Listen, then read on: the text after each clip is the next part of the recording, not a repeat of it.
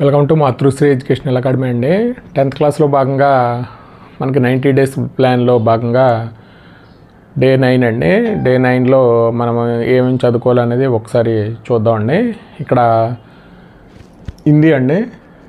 హిందీకి సంబంధించి మనం బర్సతే బాధలు అండి. బర్సతే బాధల సారాంశ ఇది 10 మార్క్స్ క్వశ్చన్ అండి. 10 మార్క్స్ క్వశ్చన్ బర్సతే బాధలు సారాంశ అండి హిందీకి సంబంధించి. అలాగే ఫిజికల్ సైన్స్ అండి, కెమికల్ రియాక్షన్స్ అండ్ ఈక్వేషన్స్. మనకి 16Aలో 3 క్వశ్చన్స్ ఇచ్చామండి కెమికల్ రియాక్షన్స్ అండ్ ఈక్వేషన్స్లో. ఇది 16Aలో 8 మార్క్స్ క్వశ్చన్ కింద వస్తుంది. ఇక్కడ మనం 3 క్వశ్చన్స్ అండి. ఇది balance the following chemical equations, అలాగే write the balanced chemical equations for the following reactions అండి. అంటే బ్యాలెన్స్డ్ ఈక్వేషన్ మనకి ఇంపార్టెంట్ ఇది. అలాగే explain the following terms with 1 example each అండి. దీని మీద కూడా మనకి ఎక్కువ అడుగుతున్నాడు. కొరిలేషన్ మీద ర్యాన్సిడిటీ, ఆక్సిడేషన్, రిడక్షన్ అండి. దాని మీద ఎక్కువ అడుగుతున్నాడు. ఈ 4 పాయింట్స్ని మనం ఎగ్జాంపుల్తో సహా వివరించాలి. ఇక్కడ ఇది రెండో క్వశ్చన్ వచ్చి balance the following chemical equations అండి. బ్యాలెన్స్ చేయాలి కెమికల్ ఈక్వేషన్స్ని. ఇక్కడ మూడోది కూడా అంతే అండి. Right the balanced chemical equations for the following reactions. అలాగే ఇది మనకి ఫిజికల్ సైన్స్కి సంబంధించి ఈ chemical reactions and equations already మనకి 3 అయినాయండి. ఈ 3 క్వశ్చన్స్.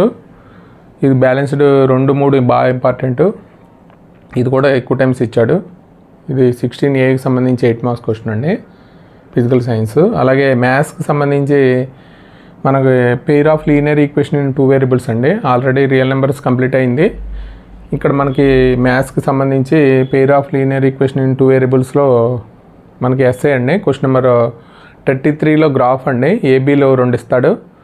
ఇక్కడ నేను ఆల్రెడీ ఇక్కడ రాయడానికి ప్లేస్ లేక మామూలుగా అయితే అప్లోడ్ చేసేటప్పుడు మాత్రం క్వశ్చన్స్ ఆన్సర్స్ అప్లోడ్ చేస్తానండి. అంటే మనకు ఒక 4 క్వశ్చన్లు ఇస్తాను దీంట్లో.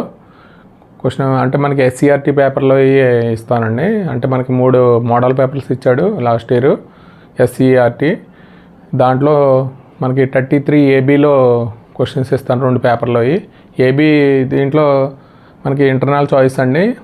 క్వశ్చన్ నెంబర్ 33 ఏబీ ఇస్తాడు. దాంట్లో ఒకటి రాయాలి కంపల్సరీ. మనకి ఇప్పుడు రియల్ నెంబర్స్ నుంచి ఒక క్వశ్చన్, దీని నుంచి ఒక క్వశ్చన్ అండి. కంపల్సరీ మనకి ఇవే క్వశ్చన్స్ ఇస్తాడు కాబట్టి అవి ఈ 2 కంపల్సరీ చేయవలసిందే అండి.